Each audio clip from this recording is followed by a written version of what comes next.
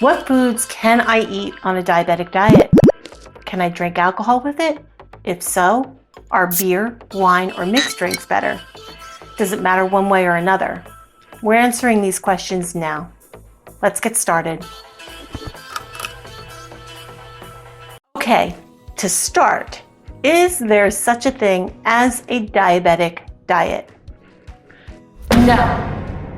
There's no particular diet or eating pattern of any kind recommended for any type of diabetes. Now, you might be saying, what is she talking about? Of course there is. People with type 1 or type 2 diabetes can eat anything that people without this condition can eat. The difference is that someone with diabetes, their pancreas doesn't make insulin, which is the hormone that allows your body to use sugar for energy. And you'll have to take insulin to cover the carbohydrates you do eat because they raise your blood sugar levels. That being said, there is a way of eating that is tailored to the needs of people with diabetes. Namely, eating a variety of foods, including fruits, vegetables, whole grains, lean protein sources, and healthy fats, but that's the recommendation for all humans.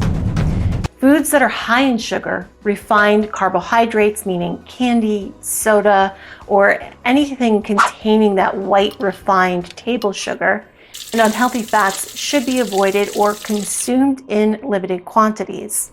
Now, when we talk about diabetes, everyone is pretty locked into the assumption that carbohydrates are bad. But actually, complex carbohydrates are a very important component of the diabetic diet. Simple carbs, however, need to be consumed in moderation to avoid sugar spikes. And we're going to talk about the difference between simple carbs and complex carbs coming up. So first, let's start out by defining each of these dietary components and go group by group, identifying specific foods in each that are healthy options for diabetics because they have a low glycemic index. The glycemic index shows how much a certain food can raise a person's blood sugar after they've eaten it. So, under 55 is low, 56 to 69 is medium, and 70 or up is high. So keep that in mind as we go. All right, first up, fruit.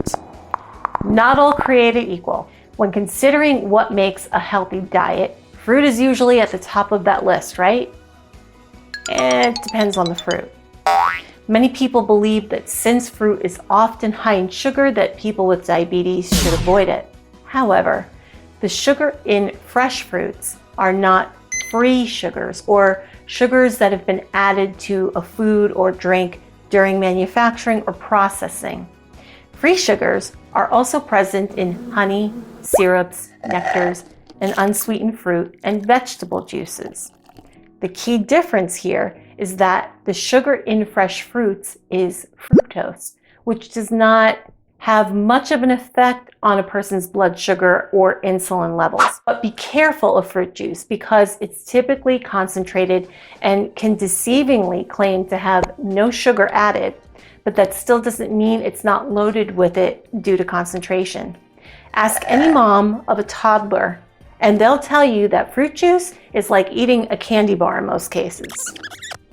The other thing here is that fruits are typically high in fiber, and the combination of fiber and the simple sugars in fruit slows the absorption of it into the blood when a person eats whole fruits, meaning fruit that's in its original state, not the pre-cut floating in syrup or juice.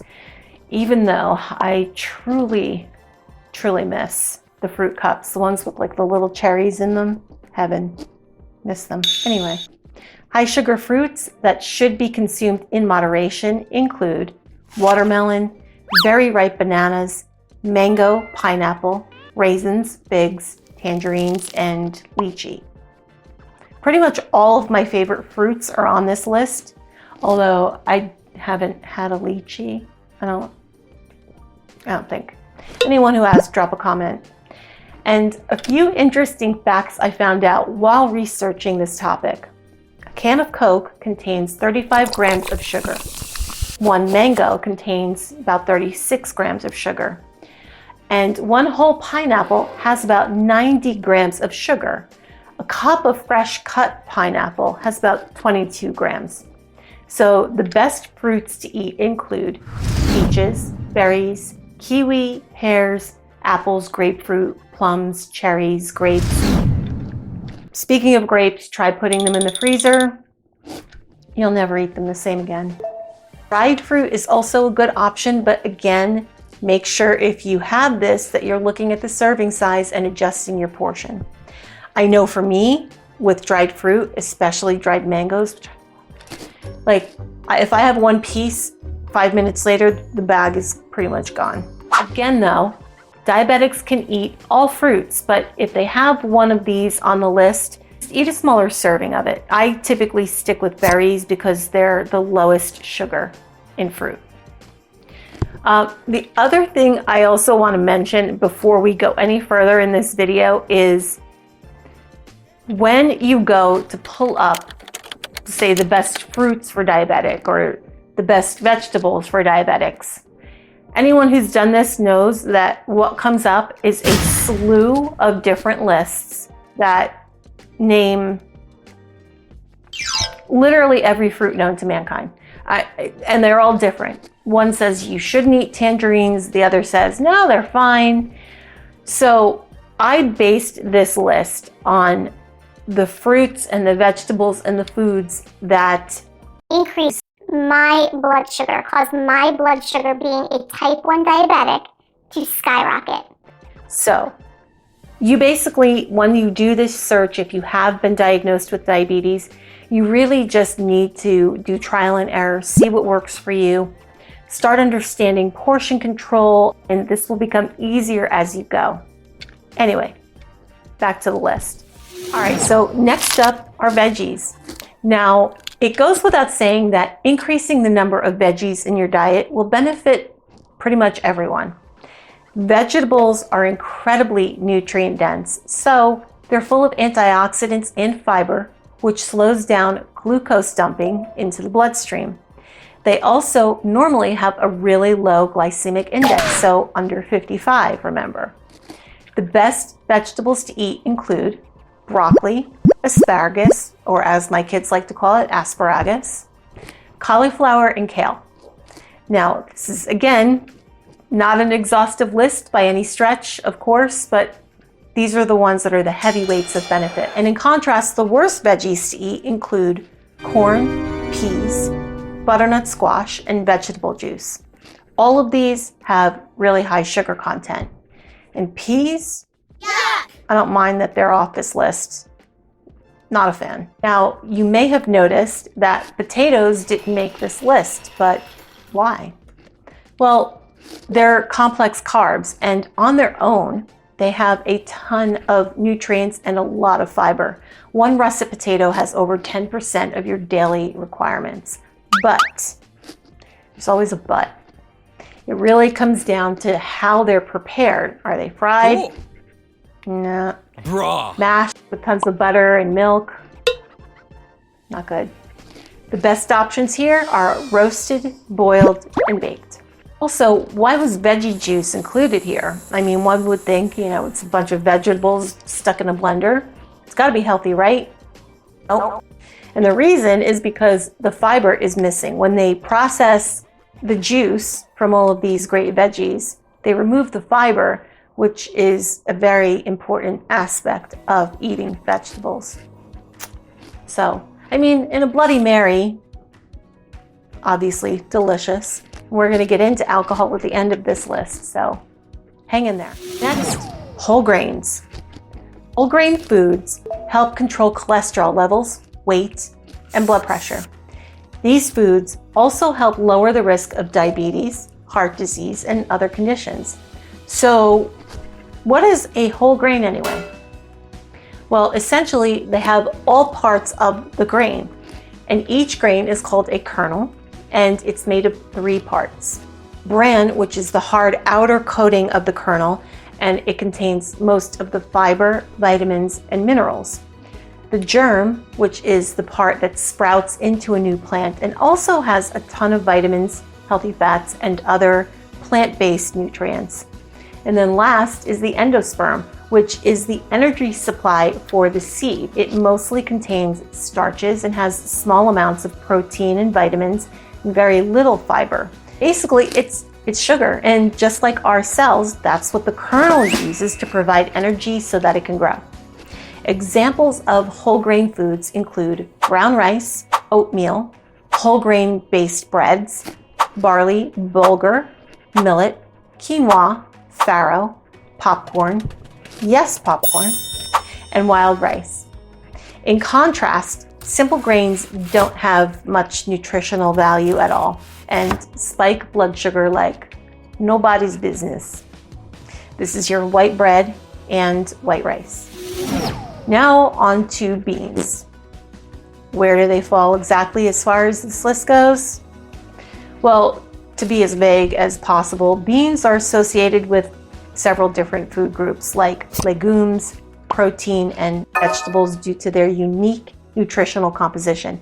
And they are rich in so many nutrients. So a lot of people will substitute beans for the protein part of their meal to keep it vegetarian. Next is lean proteins. All right, proteins are a staple of most meals for any diabetic, but do proteins turn to sugar?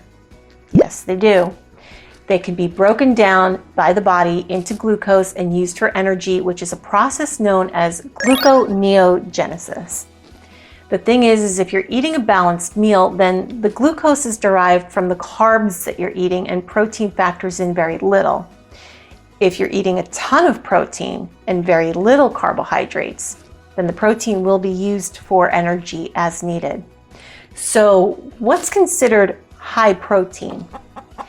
In general, adults, your average adult, needs 46 to 56 grams of protein a day. Average sized portion of chicken breast contains anywhere from 35 to 50 grams of protein. So you can see that eating 1 or 2 pieces of chicken with a couple of meals would add up pretty quickly and satisfy the daily requirements fairly easily. Good sources of this includes white flesh fish. Wait, you don't know how many times I had to say that before it came out right. Plain Greek yogurt, beans and lentils, skinless white meat poultry, low-fat cottage cheese, tofu, lean beef, and powdered peanut butter.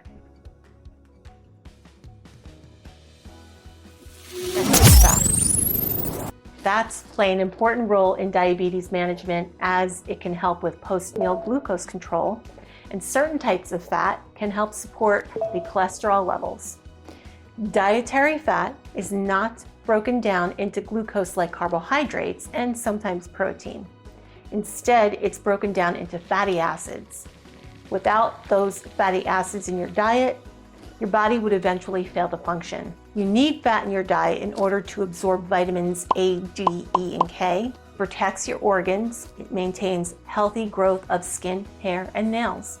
Fat also plays a role in hormone production. Fantastic.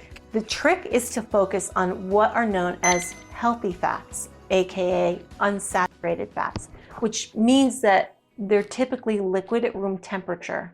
On the other hand, trans fats and saturated fats are fats that are typically solid at room temperature, and consumption of these should be limited. The best healthy fats for diabetics include avocados, olive oil, sardines, nuts, and tahini, which is found in hummus and salad dressings, but is versatile enough to also bake with, which I did not know. Anyone who uses tahini in baking, let me know. We can start a Lucid Med recipe swap. Dairy is next. Lots of confusion about adding dairy to a diabetic meal plan, and there's some conflicting advice on whether you should go with low-fat options or full-fat varieties. Even within the nutrition world, there is debate over what's most beneficial in this case. So milk contains about 12 grams of sugar per cup, and that holds true whether we're talking about whole milk, 2% milk, 1% milk, or skim. Milk is actually given to diabetics who are having a hypoglycemic reaction because the natural sugar in milk, called lactulose, is easily broken down and the glucose gets into the system quickly. Why dairy is good to include in your arsenal of options is because 2 out of every 3 people with diabetes have high blood pressure as well, which may be reduced by eating foods rich in potassium, magnesium, and calcium. Dairy has all 3 of these. Best dairy choices include Greek yogurt because fermented dairy products are a natural source of probiotics, which have a positive effect on intestinal health and is linked to improved glucose and insulin levels in the body. String cheese is also another great choice and one of my favorites, and it's a good source of protein with very little fat. Next is actually grass-fed dairy, and dairy from grass-fed cows will provide products that are higher in alpha-linoleic acid, which is a type of omega-3 fatty acid with many, many health benefits. Unsweetened almond milk and oat milk are great as well. Dairy to avoid includes fat-free milk because the sugar in it has quick absorption and the quicker blood sugar response. So this is what we actually give to people having low blood sugar. We give them skim milk because it has that effect.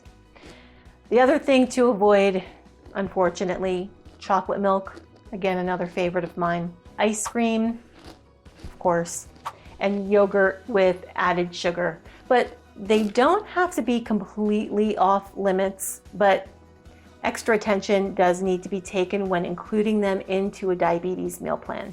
And last, we come to alcohol. So what is the deal with alcohol and diabetes? Can you have a few drinks? Should you? So how many? What type? To answer the first question, diabetics can drink alcohol. However, there are a few things to consider beforehand. And one of them is what happens when you drink. So between meals and while you sleep, the liver makes new glucose or sugar, which it then sends into the bloodstream to prevent or slow down a low blood sugar reaction. When you drink, it disrupts this process and the liver is blocked from making new glucose. Blood sugars fall and you can quickly become hypoglycemic. So the rule of thumb for diabetics is to not take insulin before drinking because it can compound this issue. Drinking alcohol can affect your blood sugar for up to 12 hours. So testing your blood sugar before going to bed is key. If it's between 100 and 140, you should be fine. You should be fine. If it's lower than that, you're going to want to eat a snack to raise it. Also, in anticipation of this, it's a good idea to eat a meal or snack that has carbohydrates in it when you drink.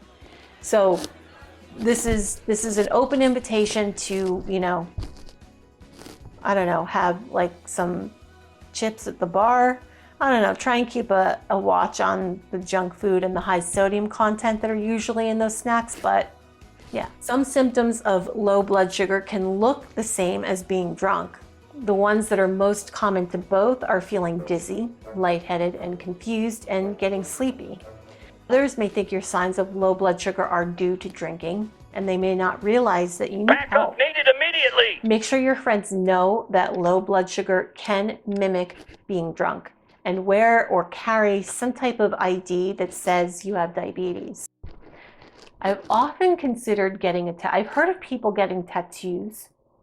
Where would I put that? I don't know. If anybody out there has a tattoo for diabetes, let me know. Light beers or dry wines are good choices because they have less alcohol and fewer calories. If you like mixed drinks, use diet soft drinks or water or seltzer as your mixers. Avoid drinks high in sugar, including sweet wines and mixed drinks that are super sugary, like pina coladas and wine coolers. As far as beer goes, be mindful of the ABV, or alcohol by volume. So beers contain a moderate amount of carbs and generally have about 2 to 12 ABV. Those with lower alcohol by volume will have closer to 6 grams of carbs, whereas higher ABV beers may have as much as 20 to 30 grams per 12-ounce bottle. If you're drinking beer on tap and don't have the nutritional facts, sticking with beers that have an alcohol by volume of maybe 7% or less can help keep your carb intake in check. There are quite a few lower carb beers, so knowing some common ones ahead of time can really help you take the guesswork out of ordering at the bar. Also, keep an eye on serving size. The American Diabetes Association recommends no more than 1 drink per day for women and up to 2 drinks per day for men. And a note on insulin and insulin-stimulating medications. Be extra cautious when drinking alcohol.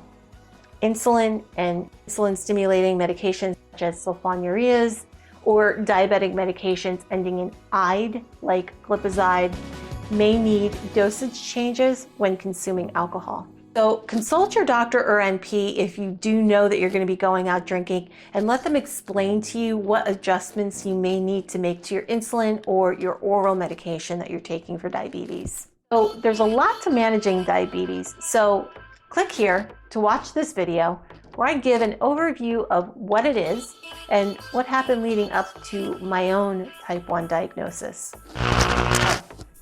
Before you go, a little public service announcement. Lucid Med is going live in April. We're going to be adding a post video after hours kind of live stream where we can all get together and see what goes on in the making of these videos, ask questions, or just share stories. I can't wait to meet all of you. So I'll see you there.